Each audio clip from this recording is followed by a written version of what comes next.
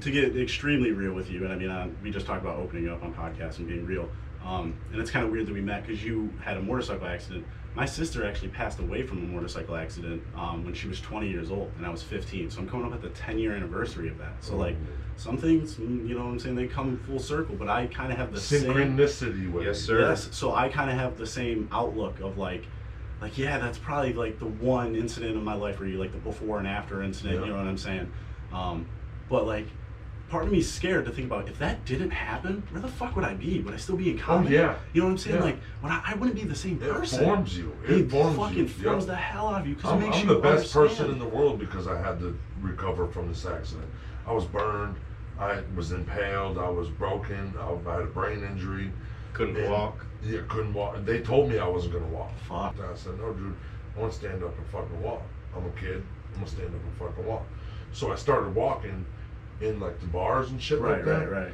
And then I got to a decent point where I could almost let go of the bars. Like I could try to balance like that. Right.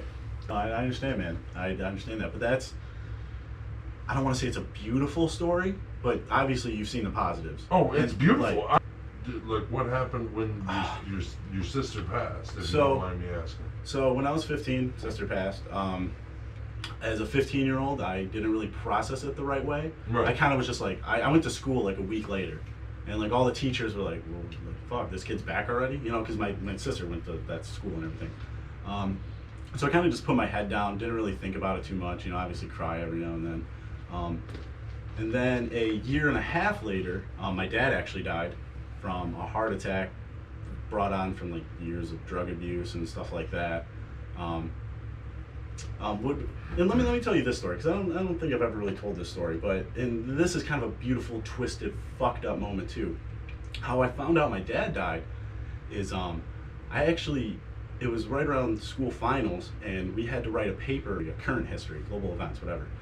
And it was like your view, outlook on life. Like you pick a quote from whatever, and then you talk about what that quote means to you and your outlook on life. And my quote was by Tupac. I don't even think it's actually by Tupac. I think just someone put Tupac's face and a quote next to it, and I was like, that's by Tupac. That's my quote. And it was, with all the corruption and something in the world, I'm gonna keep my head high, like my nose is bleeding. So I wrote that piece of paper, like about how like I talked about my sister dying, and I talked like how my like views on life were a little bit different, and how it's still very positive, and I understand the meaning of just really fighting shit, you know, going through shit. Yeah. But I wrote that fucking paper, and I waited to the last day of school, like the last night. So I was like, damn, like this is a pretty good paper. 11 o'clock at night, fucking, I was about to go to bed. My mom comes in, was crying, found out my dad died.